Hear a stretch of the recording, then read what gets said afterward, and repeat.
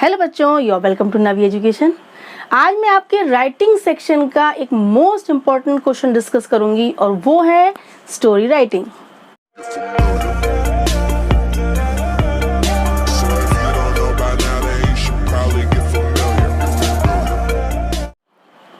Story writing means मन से story create करना। आपको एग्जाम में कुछ हिंट्स या क्लूज दे दिए जाएंगे या स्टार्टिंग के कुछ पार्ट जो स्टोरी का होता है वो दे दिया जाएगा, फिर उसके आगे की स्टोरी को आपको अपने मन से डेवलप करना होगा, उसकी स्टोरी को इंक्रीज करते हुए एंड तक लाना होगा। ये होती है स्टोरी राइटिंग। अब क्वेश्चन आता है कि हम स्टोरी कैसे लिखें, how to write a story. चलिए इस क्वेश्चन को हम सॉल्व करते हैं कुछ सिंपल ट्रिक्स और टिप्स से।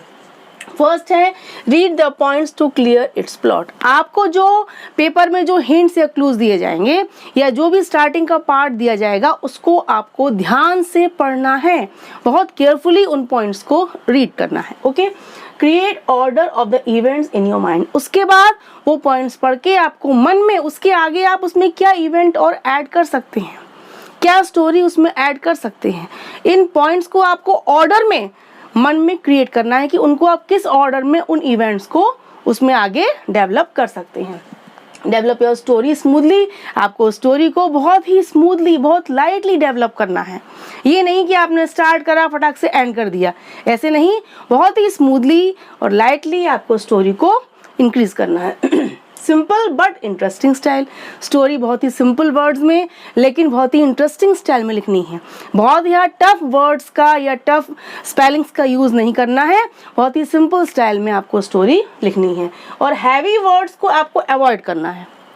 बहुत ही हैवी वर्ड्स या बहुत ही टफ वर्ड्स को, डिफिकल्ट वर्ड्स को अगर आप जोड़ेंगे, उसमें ऐड करेंगे तो आपको खुद को ही स्टोरी समझ में नहीं आएगी कि हम आगे क्या लिखें। Create natural dialogues if needed. यदि स्टोरी में नीड है तो आप डायलॉग्स को भी ऐड कर सकते हैं। डायलॉग्स यानी कि बातचीत, कन्वर्सेशन। आपके जो कैरेक्टर्स में आपने जो क्रिएट करे हैं उनमें आपस में कहीं कहीं डायलॉग्स भी आप शो कर सकते हैं, उनकी आपस की बातचीत को भी आप उसमें शो कर सकते हैं।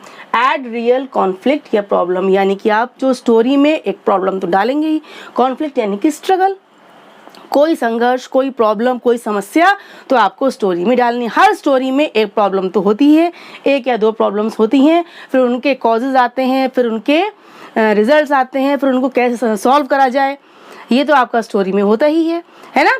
तो यानी कि आपको उसमें कोई एक प्रॉब्लम, कोई एक कॉन्फ्लिक्ट, कोई एक स्ट्रगल उसमें ऐड करना है जो देखने में, पढ़ने में रियल लगे।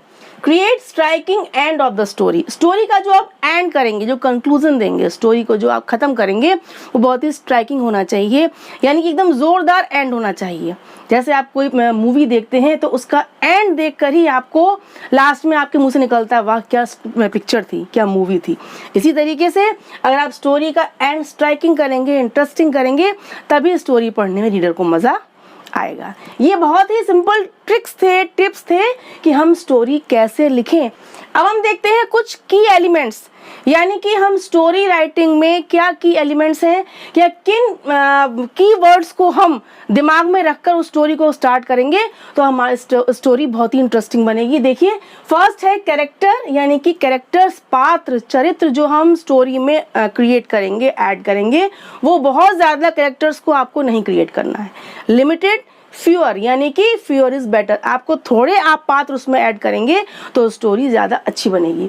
सेटिंग, आप स्टोरी की जो सेटिंग करेंगे, जो कहानी का आप डेवलपमेंट लाएंगे वो बहुत ही क्लियर और एक्सप्रेसिव होना चाहिए। प्लॉट, यानी कि आपका पूरी स्टोरी का जो प्लॉट है, जो सारांश है, जो स्टोरी की समरी है, वो बहुत ही सिंपल और इंटरेस्टिंग होनी चाहिए। कॉन्फ्लिक्ट यानी स्ट्रगल यानी प्रॉब्लम, उसमें जो भी कॉन्फ्लिक्ट आप शो करेंगे वो आप एक या दो से ज़्यादा कॉन्फ्लिक्ट नहीं देंगे, वरना स्टोरी बहुत ही कंफ्यूजिंग हो जाएगी। थीम बेस्ड टाइटल, यानी कि जो स्टोरी आपकी होगी वो पहले थीम बेस्ड होनी चाहिए, यानी कि उसकी कोई मॉरल वैल्यू होनी चाहिए, उस स्टोरी का कोई मॉरल होना चाहिए, और उसका टाइटल भी आपका थीम बेस्ड ही होना चाहिए। आपको जब पूरी स्टोरी आप लिखेंगे तो उसका आप क्या देंगे, टाइटल देंगे। टाइटल क्या होगा, थीम बेस्ड होगा। जो आपकी स्टोरी का जो थीम होगा, जो मॉरल होगा, वही उसका टाइटल बनाएगा। ओके, अब इन सब बातों को, इन सब ट्रिक्स को अगर हम सिंपल वर्ड्स में समझें तो क्या कहना चाहिए कि हमारा पहले इंट्रो आएगा स्टोरी का, आपका उसका स्टोरी का इंट्रो, उसकी स्टार्टिंग की 2-3 लाइंस आपके क्वेश्चन में दे दी जाएंगी, उसको आपको इंक्रीज करना है।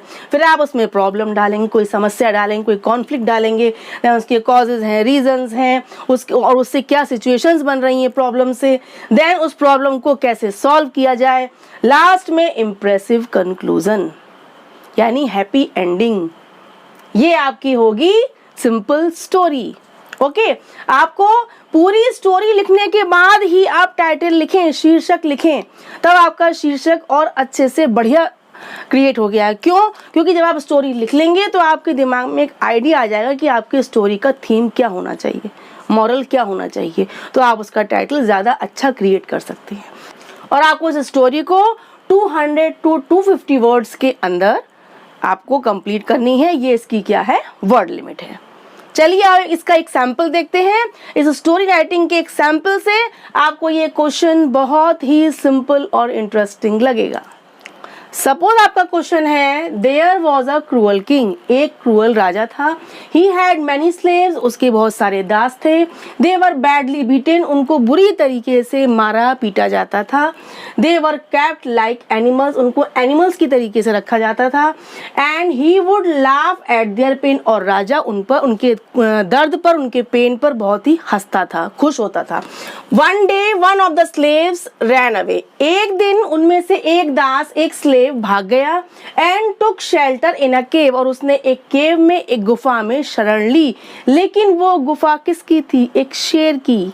ठीक है। Soon a lion appeared with a thorn in his paw, अचानक क्या हुआ, वहां एक शेर, एक लॉयन वहां अपीयर हुआ, प्रस्तुत हुआ। With a thorn in his पॉ, उसके पंजे में एक कांटा चुभा हुआ था। उस चुभे हुए कांटे के साथ वो केव में उसने एंटर करा। वो बहुत दर्द में था, बहुत पीड़ा में था। यहाँ तक आपको स्टोरी का हिंट दे दिया गया, क्लूज दे दिए गए। अब आपको इसके आगे की स्टोरी डेवलप करनी है, और ये पढ़ के तो शर्तिया आपके दिमाग में बहुत कुछ आ रहा होगा कि अब क्या हुआ होगा या क्या हो सकता है, कैसे हम स्टोरी को डेवलप करें। जब वो केव में उसने शेल्टर ली तो एक लॉयन ने एंटर करा, तो वो थोड़ा सा डरा होगा। लेकिन जब उसने देखा लॉयन के पैर में से ब्लड निकल रहा है, उसके कांटा चुभा हुआ है और वो बहुत पीड़ा में है, तो उसने क्या किया होगा। हम देखिए आगे की स्टोरी को डेवलप कैसे करते हैं। The slave saw that the lion was in great pen, उस स्लेव ने देखा कि वो लॉयन बहुत ही कष्ट में है, बहुत दर्द में है, पीड़ा में है, तो वो उस लॉयन से डरा नहीं। उसने क्या किया, because there was a thorn in his paw, क्योंकि उसके पंजे में एक कांटा चुभा हुआ है। He try to take out that thorn, उसने क्या किया, सबसे पहले उसने उस कांटे को निकालने की कोशिश करी। And finally he got success, और फाइनली उसको सफलता मिल गई, उसने उसके कांटे को निकाल लिया। वो शेर से डरा नहीं, उसने उस शेर की पीड़ा देखी और बिना डरे उसके पैर में से कांटा निकालना शुरू किया। एंड में वो उसको क्या हुआ, सफलता मिली, और शेर के पंजे में से वो कांटा उसने निकाल के फेंक दिया। ये सब देखकर लॉयन ने भी उस स्लेव को कोई भी चोट नहीं पहुंचाई। The lion was relieved of that severe pain, जिससे क्या हुआ, लॉयन को बहुत ही आराम महसूस हुआ उस सीवियर पेन से। ठीक है। Seeing this kindness the lion did not give him any harm, इस तरह की काइंडनेस, दयालुता जब उसने देखी उस स्लेव की, तो उस लॉयन ने उस स्लेव को कोई हार्म नहीं पहुंचाया, उसको खाया नहीं, उसको चोट नहीं पहुंचाई। And let him leave that केव, और उसको उस गुफा से जाने दिया। ठीक है। अब इसके आगे क्या हो सकता है, अब हम इसकी आगे स्टोरी क्या क्रिएट करेंगे। आफ्टर सम टाइम, कुछ दिनों के बाद, after some days the soldiers caught that slave in a jungle, राजा के सोल्जर्स ने, सैनिकों ने उस स्लेव को जंगल में पकड़ लिया, ढूंढ लिया। फिर क्या हुआ, due to great anger the king ordered to throw that slave before a hungry lion. अब ये सब देखकर राजा को बहुत गुस्सा आया, बहुत क्रूअल किंग था, तो उसने गुस्से की वजह से उसने क्या डिसीजन लिया, उसने ऑर्डर दिया कि इस स्लेव को एक भूखे शेर के आगे डाल दिया जाए। उसने एक क्या अरेंज किया, पब्लिक शो अरेंज किया। ही अरेंज्ड अ पब्लिक शो, उसने एक पब्लिक शो अरेंज किया, और इसमें a large crowd started gathering in that place, और बहुत भीड़, उसके राज्य के लोगों की बहुत भीड़, बहुत बड़ी क्राउड वहां ये सब देखने आने लगी। ठीक है। His soldiers brought a hungry lion, उसके सैनिक क्या लेके आए, एक भूखा शेर अरेंज किया। And the slave was thrown before him, और उस स्लेव को उस शेर के आगे डाल दिया गया। Fortunately the hungry lion recognize the slave. भाग्यवश उस हंग्री लॉयन ने उस स्लेव को पहचान लिया कि ये तो वही स्लेव है जिसने मेरी गुफा में सहायता की थी, मेरे पैर में चुभे हुए थॉर्न को उसने निकाला था, मुझे कष्ट से आज़ाद किया था। ये सब उस शेर के दिमाग में आया, यानी उसने उस स्लेव को पहचान लिया। Who had helped him in his cave, जिसने उसकी केव में हेल्प करी थी, वो पहचान गया। He simply roared, उसने केवल क्या किया, दहाड़ा, उसने अपने दहाड़ने की आवाज निकाली। He roared and roared, but did not give any harm to that slave. He only started licking his hands and feet. उसने केवल क्या किया, उसके पैरों को, हाथों को लिक करना, चाटना शुरू कर दिया, प्यार से, उसको हार्म पहुंचाए बगैर उसको चाटना शुरू कर दिया। Seeing this, the slave also recognized that loin, यानी कि ये सब देखकर वो स्लेव भी पहचान गया कि यह वही शेर है, क्योंकि ये मुझे चोट नहीं पहुंचा रहा है और यह वही शेर है जिसकी मैंने उस केव में हेल्प करी थी। वो स्लेव भी पहचान गया। ठीक है, all the spectators were amaze, लेकिन जितनी भी पब्लिक थी, इतनी क्राउड थी, इतने दर्शक थे, वो सब बिल्कुल अमेज हो गए, सरप्राइज हो गए, ये हो क्या रहा है, भूखे शेर के सामने स्लेव को डाला है तो वो उसे क्यों नहीं खा रहा है, ये उसको चाट क्यों रहा है, क्या रीजन है। And the slave explain the whole mystery to the king. Then क्या हुआ, उस स्लेव ने क्या किया होगा, उस स्लेव ने उस मिस्ट्री को, उस रहस्य को, उस राजा को और स्पेक्टेटर्स को पूरी क्लियर करी, क्या रीजन है, क्या कारण है कि ये हंग्री लॉयन मुझे नहीं खा रहा है। ठीक है, यह सब सुनकर द किंग फेल्ट अशेम्ड, राजा को बहुत ही शर्म सी महसूस हुई अपने ऊपर कि मैं ये सब क्या करता हूँ स्लेव्स के साथ, देखो एक जानवर भी उसको चोट नहीं पहुंचा रहा है और मैं क्या करता हूं, तो उसको अपने करने पर बहुत ही शर्म महसूस हुई। And learned a great lesson, और उस राजा ने भी एक बहुत बड़ी सीख सीखी, यानी ग्रेट लेसन सीखा।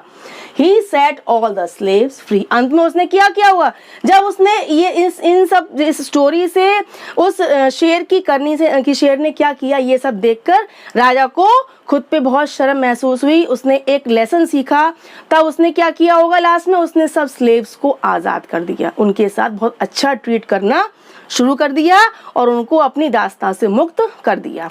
He set all the slaves free. आप इस स्टोरी में और भी सेंटेंसेस और भी क्रिएशन ऐड कर सकते हैं, मैंने गैप की वजह से, जितना गैप था उतनी मैंने स्टोरी क्रिएट करी है, आप इसमें और भी कुछ वर्ड सेंटेंसेस ऐड करके इस स्टोरी को और इंटरेस्टिंग बना सकते हैं। अब लास्ट में बारी आती है टाइटल की, जो मेन टाइटल शीर्षक क्या हो सकता है, इस हमारी स्टोरी राइटिंग का, इस शॉर्ट स्टोरी का शीर्षक क्या हो सकता है। यानी आपने देखा कि इसमें क्या हुआ कि जब उसने दयालुता दिखाई, काइंडनेस दिखाई, तो उसको बाद में उसका रिवार्ड भी मिला, उसको उसका फल भी मिला, यही इसकी थीम है। हम इसका टाइटल क्या कर सकते हैं, काइंडनेस नेवर गोज अनरिवार्डेड, दयालुता कभी भी अनरिवार्डेड नहीं रहती, यानी कि आप किसी पर दया करेंगे तो जरूर आपको उसका फल मिलेगा। ये इस स्टोरी की थीम है, इसका मॉरल है, ये इसका टाइटल है। हमने थीम बेस्ड टाइटल बनाया, देखिए कितना अच्छा टाइटल बन गया हमारा कि काइंडनेस नेवर गोज अनरिवार्डेड, दयालुता कभी भी अनरिवार्डेड नहीं रहती है। दया, आप किसी पर दया करेंगे तो आपको हमेशा उसका फल मिलेगा। आपको स्टोरी लिखने में, स्टोरी डेवलप करने में ज़रूर बहुत मज़ा आया होगा। ऐसे ही कोई भी आपका क्वेश्चन आता है तो पहले आप उसके हिंट्स को, क्लूज को ध्यान से रीड करेंगे 1 या 2 टाइम्स, देन आप मन में उसके आगे की स्टोरी के इवेंट्स को डेवलप करेंगे, क्रिएट करेंगे और बहुत ही सिंपल एंड इंटरेस्टिंग स्टाइल में आप स्टोरी पूरी क्रिएट करके उसका एंड देंगे और लास्ट में स्टोरी लिखने के बाद ही आपके दिमाग में उसका टाइटल अच्छे से आएगा। इसीलिए लास्ट में ही उसका थीम या मॉरल सोचकर आप उसका टाइटल क्रिएट करेंगे, देन आपकी स्टोरी राइटिंग बहुत ही मज़ेदार और बहुत ही अच्छी आपकी एग्जाम में रिजल्ट देगी। So please keep watching, bye bye.